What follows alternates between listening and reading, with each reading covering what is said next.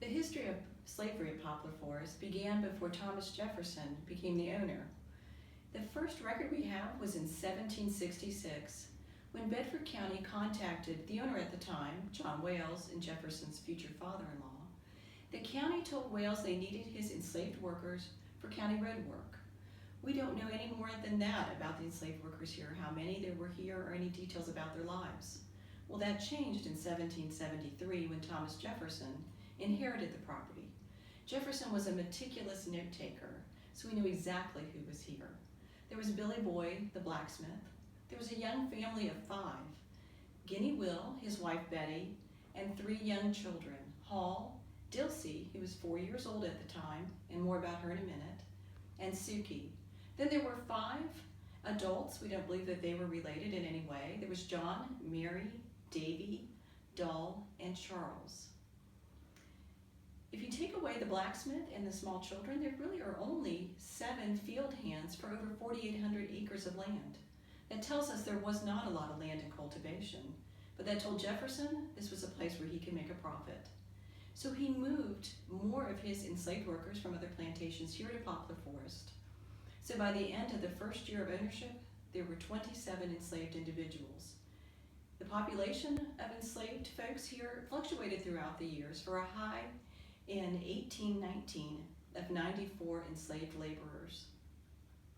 Jefferson organized Poplar Forest into quarter farms. Now, the word quarter here doesn't mean one of 4 things, but it means that the enslaved workers were quartered or housed near the plantations or near the fields where they worked. Each quarter farm was managed by an overseer, of course a white paid employee. Above the quarter farm overseer was a supervisory overseer, so someone that could keep track of the entire plantation while Jefferson was away. So if we were to create an organizational chart, we'd have that supervisory overseer at the top, below him the quarter farm overseers, and then below them headmen. And a headman was an enslaved laborer. It was his job to see that the work was done. So he was like the shop foreman. He kept the discipline. He made sure the focus was kept on the work at hand. For this extra responsibility, he was given a bit better living conditions. The cash crops here at Poplar Forest, at first it was all tobacco, but by the time Jefferson passed away, it was half wheat, half tobacco. Jefferson did not like tobacco production. It was very labor intensive. It stripped the soil of nutrients so that if you wanted to keep up with your level of tobacco production, you had to open up new fields every 3 or 4 years. And it was 18 months from seed to market. And anything can go wrong in that time. The weather could be uncooperative, it could be too hot, too cold, too wet, too dry. The market price could plummet, making all this effort not worth as much. And of course, transportation, there could be some mishaps there, and one time there was. Tobacco is transported in very large barrels called hogsheads. Those hogsheads are placed on a boat and then shipped down to Richmond to the market. And one time, the rope holding the hogshead onto the boat slipped. The hogshead went into the river, and no one's going to buy soggy tobacco from you that's at the bottom of the James River. So Jefferson switched, like I said, half and half to wheat. Wheat is much less labor intensive and a quicker turnaround from seed to market. Other crops here were flax, lots of grains, so corn, oats, rye, and barley. There were fields of peas planted, Jefferson's favorite food. There were other crops here for food and fodder. So in fodder, we have livestock, cattle, hogs, and sheep. There were fruit trees, berry bushes, and an extensive vegetable garden. Along with agriculture, Jefferson had light industry here at Poplar Forest. There was a cooper's shop, so somebody was making barrels. Jefferson had an incentive for his cooper. Every 33rd barrel the cooper could keep for his own use or to sell. Jefferson preferred positive reinforcement as in incentives rather than physical punishment. There was also a weaving house on the property. So there was cloth being made. This was very important during the War of 1812 when the importation of cloth was very difficult. So here at Poplar Forest, the enslaved folks were spinning and weaving flax. Flax becomes linen. Now the flax plant has a long stem, and that fiber becomes fine linen that would have been used by the Jefferson family. The top of the plant is a curled fiber that is spun into a rather coarse thread. It becomes a coarse fabric, and that would have been what the clothes for the enslaved workers was made out of. With the sheep, there was wool fleece, and that was spun and woven, of course, into wool fabric. There's charcoal being made here. That charcoal would have been needed by the blacksmith. He was making and repairing tools, wagon parts, and of course horseshoes. We had a smokehouse. Somebody was smoking beef and pork. Even if an enslaved worker was too weakened by age or illness to be up and about, if they could sit, they were working. So they were sitting and making shoes, weaving baskets, helping in the kitchen. That's a lot of work that was done here at Poplar Forest, and it was completed because there were very long work days, very long work weeks. The day was sun up to sundown, and the week was Monday through and including Saturday. So in the summertime, it was 14-hour work days. If you've ever been to Central Virginia in July and August, those work days were very hot, very humid, and probably very little wind. In the winter, 9-hour work days, but this was the time of year that the enslaved folks would be outside repairing roads, fences, and housing. Now, I mentioned at the beginning of Jefferson's ownership, he moved his more enslaved laborers here. He preferred not to buy and sell if he didn't have to buy and sell enslaved laborers. He would move them depending on what work he wanted done. He would also rent from neighboring plantations, rent enslaved laborers. But he did buy and sell, of course. One instance would be if one of his enslaved laborers married someone on another plantation and they requested a sale so that they could be together. Jefferson would take care of that. Of course, the state of Virginia did not recognize marriages, but Jefferson did. Another reason that he would sell would be for delinquency, which is his word for very bad behavior. We're talking violence or running away, but often not on a first offense. The main reason Jefferson would sell enslaved workers was simply because he needed the money. He was in debt most of his life. When he inherited here at Poplar Forest, he inherited his father-in-law's debt. It took him 10 years to work off that debt. In that time, he had accumulated more debt. So he sold at slave auctions, usually. When there was a slave auction, he kept track of who was sold for how much and to whom they were sold to. And those notes are put on a slave roll. We have a copy of one here at Poplar Forest that you can see. Jefferson's policy was to sell his families as a unit. He didn't sell dad one way, mom and the kids another way. Of course, he couldn't control what the new owner did with that family, but that was Jefferson's policy. So on the slave roll, we have some bracketed groups of people. Those are the families. And we've highlighted a couple of those here on the poster. One family is mom, dad, and their 4 children. But if you look closely, one child is outside the bracket. This is their eldest, 16-year-old Anarchy. At 16 years old, she's not considered part of the family anymore. She's considered an adult. So Anarchy was sold to one owner where her parents and younger siblings were sold to another. Interesting on this particular slave roll, Anarchy commands the highest price of any individual, and I'll explain why that was the case in a minute.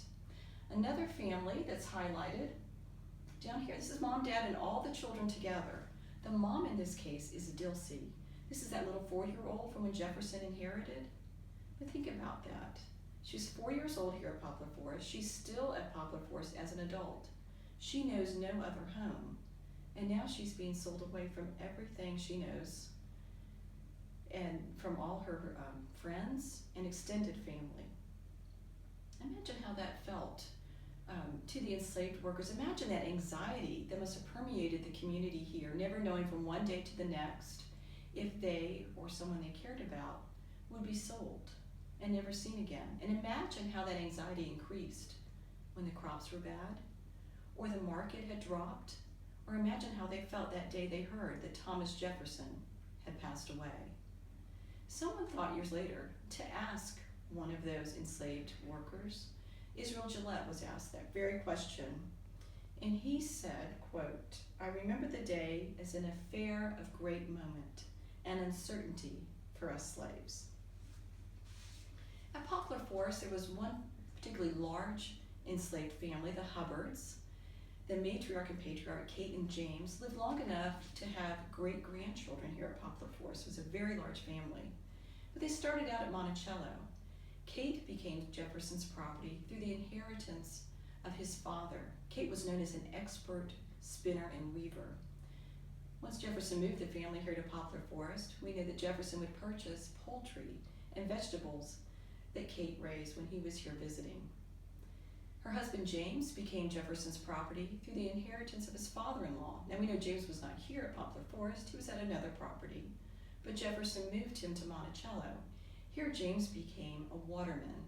A waterman's job was to see that the goods produced on the plantation were taken to market and sold. So it was James that would be responsible for loading up the bateau. That's a flat-bottomed boat that was used to move goods to market. And we have a model of one here at Poplar Forest that you can see when you visit. So James would load the goods up on the bateau, float them down the river to Richmond, and sell the items. Of course, some of those purchasers were prearranged by Jefferson, but James would make sure that it happened. Then James would take the proceeds from the sale and purchase goods that were needed back on the plantation. He would load up that bateau and bring the goods back to Monticello. A waterman had very little supervision, so James was free to visit with friends and family along the way. A waterman had to be one of the most highly trusted enslaved laborers that Jefferson owned, and that was James Hubbard. So Kate and James met and married at Monticello. Kate brought into the marriage 3 children she already had. Together they had 6 children and adopted 2 others. In the late 1700s, Jefferson moved the family to Poplar Forest. So in that move was Hannah, Kate's daughter. Here Hannah met Solomon. They fell in love and got married. Now Jefferson loved it when his enslaved workers would marry at home, which is his way of saying on the plantation where they lived, rather than abroad, so finding a spouse at another plantation. In fact, Jefferson would reward the women who found a husband at home, so Hannah received a bed and a pot to start her household. Hannah was a field laborer. She also was a spinner and a weaver, most likely taught by her very skilled mother, Kate. But once the house was complete, Hannah became the housekeeper. She would ready the house for guests, do the laundry, and the cooking. Now this wasn't the fancy French cooking that Jefferson was used to at Monticello, but what he called simple plantation fare. Hannah could read and write. We have on display here a letter that she wrote to Jefferson expressing concern for his health, among other things. We don't know who taught her to read and write, but our best guess, it was one of Jefferson's granddaughters. The last note that Jefferson made of Hannah in his farm book was in 1821. We don't know what happened to Hannah after that. But we do know that Hannah had a little brother, Phil. At age 10, Phil was sent to the nailery at Monticello.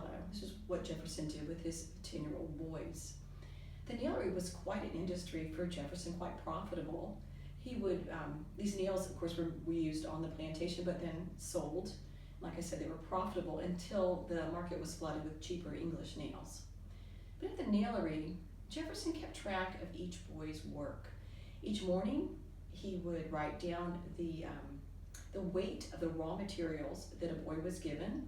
Then in the evening, he would weigh the nails that each boy produced. The closer those 2 weights were together, the less waste, and the more efficient the nailer. Jefferson made a note of the efficiency. He made note of their work ethic. He provided an incentive. Now these are 10 to 16-year-old boys. That incentive was extra food rations. So by the time a boy was 16 years old, Jefferson had already decided what his next work duty would be. If he was a particularly skilled nailer, he might stay at the nailery and teach others. He might be apprenticed to the joiner or to the blacksmith. If a boy was not a good nailer, if he did not have a good work ethic, he would be sent into the ground, which was Jefferson's way of saying he became a field laborer. So what about Phil?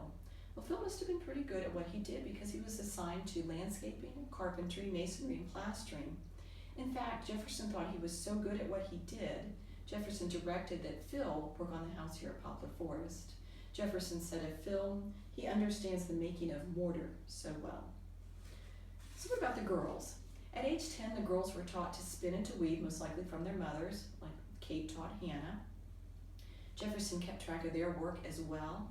He would give them quotas, and he would make note of the quality of their cloth. So a skilled weaver would continue in that work. She might be apprenticed to the cook. She may work in the house. A girl who was not skilled at weaving would be sent into the ground, so working in the fields alongside the men. But the most important thing a young woman could do on the plantation, that was produce children. And this is Jefferson's quote on that topic. "I consider a woman who brings a child every 2 years as more profitable than the best man on the farm. What she produces is an addition to the capital, while his labors disappear in mere consumption." So that explains why anarchy commanded such a high price at the slave auction.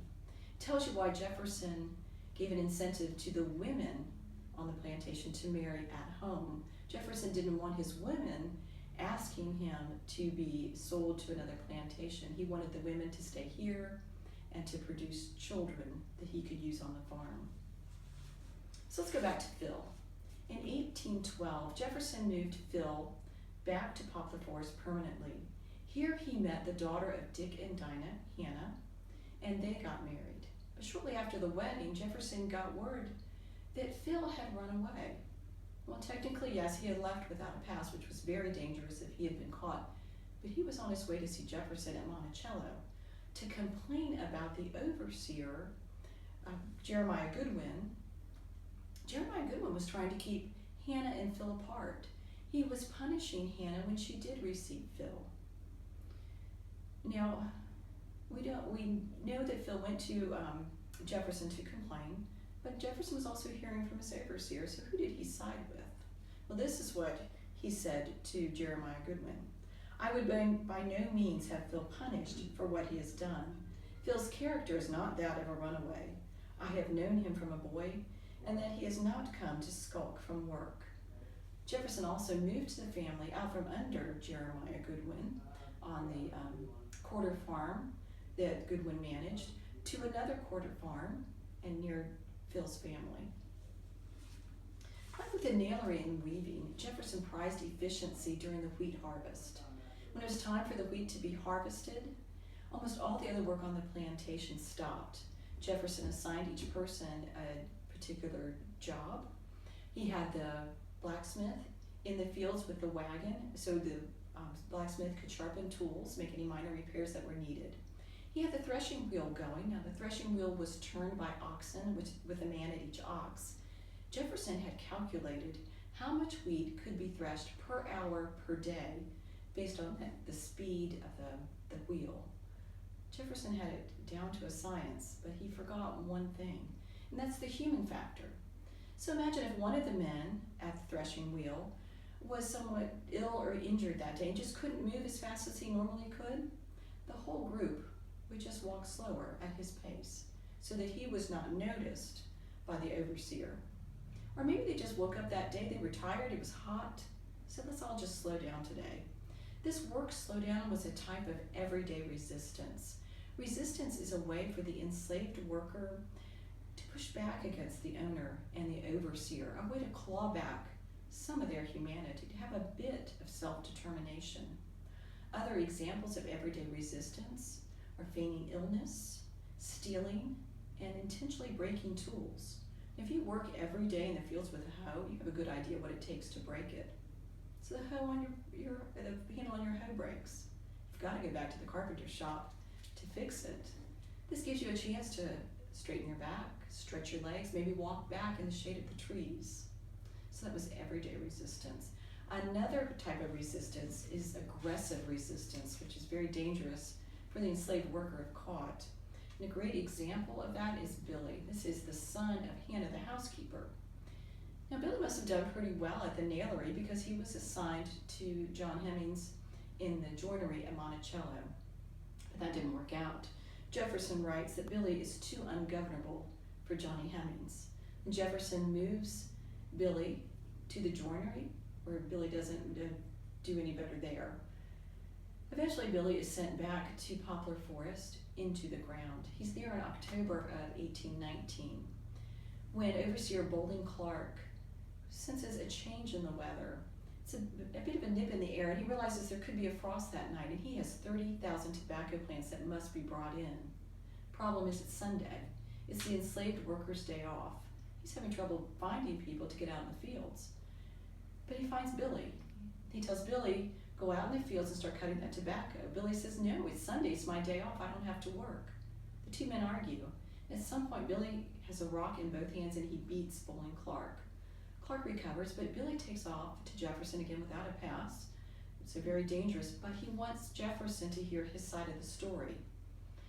Jefferson also hears from the supervisory overseer, Joel Yancey. Remember, Yancey is seeing everything that's going on at the plantation, and he knows Billy. His opinion of Billy is that Jefferson should dispose of him. Yancey says that Billy is nothing but a bloody-minded villain. And we don't know about the conversation between Jefferson and Billy. We don't know if Billy was punished. But we do know that he was back at Poplar Forest because 3 years later, Billy's in trouble again, this time with two others, Hercules and Gowan. They have been caught in a knife attack on another overseer, William Goff. One account said that if Hannah, Billy's mother, had not held the wounds together, waiting for the doctor to come, William Goff would have died. So the three men were charged with premeditated murder with intent to rebel and commit insurrection. They have their day in court. Billy is sentenced to be burned on his hand, so a permanent brand that he is trouble. He is also sentenced to 39 lashes well laid on his bare back at the public whipping post. Hercules and Gowan are acquitted for lack of evidence, but all three men are sent to New Orleans to be sold. The harsh conditions on the sugar plantations in that area result in a high mortality rate. So to be sold down the river was like a death sentence. In fact, in 2 years, Hercules and Gowan have died. Billy has run away, been caught, and the last we hear of him, he's in a New Orleans jail. I'd like you to ponder this. Was Billy a bloody-minded villain deserving death? Or was Billy fighting for his rights treasured by millions of Americans, the right to pursue his own happiness? And what about the others in the enslaved community here at Poplar Forest? Could they create an atmosphere to gain some measure of happiness? Well, a clue to that question, to the answer to that question, is found in the archaeological finds that were discovered by the archaeologists in the excavations of 3 enslaved quarter sites here at Poplar Forest. And there's one that you can visit. At that enslaved quarter site, the archaeologists found a location of a cabin. It was a duplex cabin, so it held 2 households. On each side of the duplex was a root cellar, locked, because we found a lock. So there was something very valuable stored in the root cellar. The doors to the cabin face away from where we believe the overseer's cabin was. Enslaved folks, they built the cabin. They probably were the ones that decided where the doors would go. Away from the overseer, a little bit of privacy. We also found that there was fencing around the cabin. Not a surprise, because Jefferson allowed his enslaved workers to raise chickens and vegetables. Like I said earlier, Jefferson purchased those from Kate, and he purchased them from other enslaved individuals as well. I want you to think about Saturday evening. This was the start of the enslaved workers' time off after a very long, very hard work week. This was a time for them to gather, to share news and tell stories, and just to relax. We found pipes at the quarter sites. Smoking was considered a relaxing activity. It was actually considered healthy back in the day. We found a piece of a jaw harp and marbles, so music and games were played. We found a piece of a writing slate, so someone could read and write. Maybe they were teaching others. Now, Jefferson did provide some necessities to his workers, 2 sets of clothes each year, shoes and stockings, every 3 years a blanket, and every week food rations. And those rations would be cornmeal, salted fish, and meat. Of course, the enslaved workers were supplementing their diet with their vegetables and poultry. They were also fishing, trapping, and hunting. We found flint from a flintlock and gunshot at the quarter site. We found bones of fish, deer, rabbit, and other animals. We also found evidence that they were adding to their diet with other plants, peaches, berries, fruit and other, peaches, berries, and other fruit, seeds, and nuts. Now think about Sunday. Sunday was the one day off that the enslaved workers had. This was a day for them to do whatever they wanted to do on the plantation, but if they were granted a pass, they could go to other plantations to visit friends and family. They could go to market. Sunday was market day. This was a chance for them to sell the goods that they had made. That 33rd barrel that the cooper made, it could be sold at market. Maybe the vegetables, eggs, poultry, brooms, baskets, anything that the enslaved workers had made on their free time. That was a way for them to earn some money. They could also earn money here at Poplar Forest. If Jefferson felt that something they were doing or told to do was a little extra, he offered money. A great example of that was digging out the south lawn. Jefferson offered to pay any of his enslaved workers who voluntarily decided they would do that. Phil Hubbard was one of the enslaved workers that took Jefferson up on that offer. Of course, digging out the south lawn happened only after Phil had finished his other work and during his free time. Whoever got the job of cleaning out the privies got a little extra money. If there were more folks at dinner, say the neighbors came over to eat, then Jefferson would provide a little cash to those who helped get the dinner on the table. So the enslaved workers had money in their hand at market and they could buy some things. From the artifacts, and you can see some of these artifacts when you're here at Poplar Forest, the artifacts tell us they were buying personal items, buttons, buckles, beads, dishes and crockery, tools for woodworking and for farming, and clothing. Now Jefferson did provide clothing, like I said, but it was very plain and simple. Maybe they wanted something a little fancier.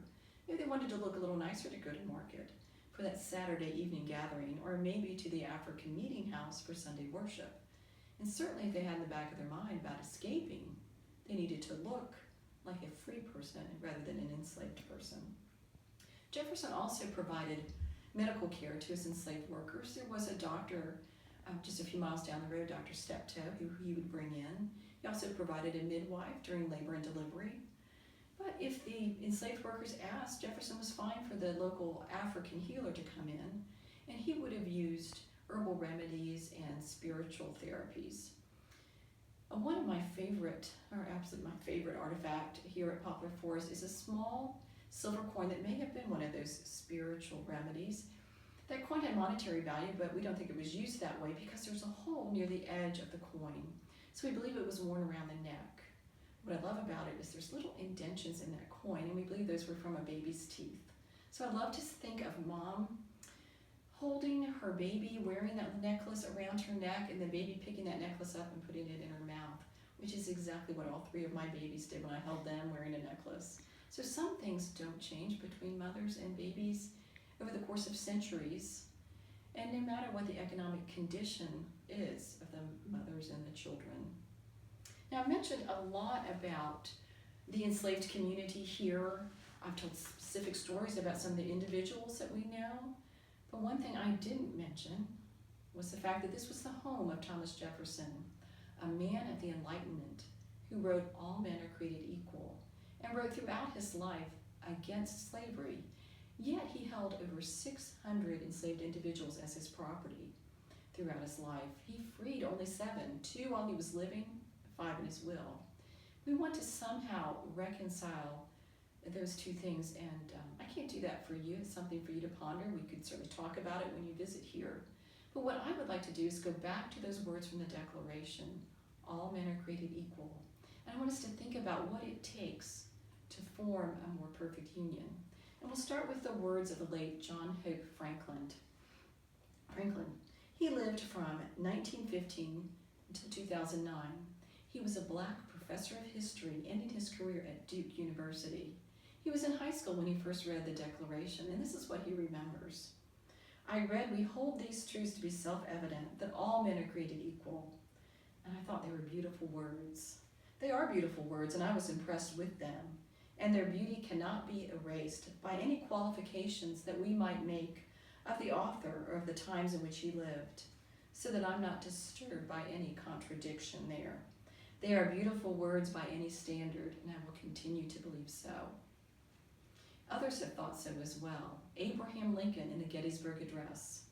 77 years ago, our fathers brought forth on this continent a new nation conceived in liberty and dedicated to a proposition that all men are created equal. We here highly resolve that these dead shall not have died in vain, that this nation under God shall have a new birth of freedom. The Civil War gave us the end of slavery, a step forward. The Reverend Dr. Martin Luther King Jr. on the steps of the Lincoln Memorial. I have a dream that one day this nation will rise up and live out the true meaning of its creed. We hold these truths to be self-evident, that all men are created equal. Civil rights, another step forward. President Barack Obama, in his second inaugural address, what makes us exceptional, what makes us American, is our allegiance to an idea articulated in a declaration made more than 2 centuries ago. We hold these truths to be self-evident, that all men are created equal. Today, we continue a journey to bridge the meaning of those words with the realities of our time. He mentions a journey, some more steps forward. These beautiful words and moments in history remind us that as we desire a more perfect union, our work as Americans is never truly finished.